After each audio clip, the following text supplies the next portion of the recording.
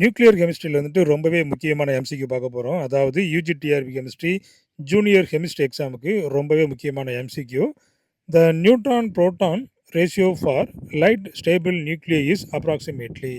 அதாவது neutron to proton ratio, அதுவும் பார்த்தீங்கன்னா இந்த லைட் ஸ்டேபிள் நியூக்ளியை.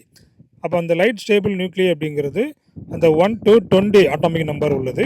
ஸோ அதற்கான நியூட்ரான் புரோட்டான் ரேஷியோ என்ன? 0.5, 1, 1.5, 2. அப்போ இந்த நியூட்ரான் புரோட்டான் ரேஷியோ பார்த்தீங்கன்னா 1 இருக்கும்.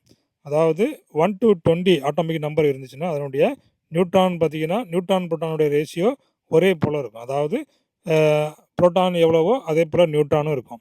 இதே இது அந்த ஹெவி நியூக்ளியைக்கு போகும்போது அங்கே நியூட்ரான் புரோட்டான் ரேஷியோ வந்து வேரி ஆகும். ஹெவி நியூக்ளியை போகும்போது அங்கே நியூட்ரானுடைய எண்ணிக்கை அங்கே அதிகமாக இருக்கும். அப்போ இந்த மாதிரி லைட் ஸ்டேபிள் நியூக்ளியைக்கு இந்த ரேஷியோ பார்த்தீங்கன்னா 1 இருக்கும்.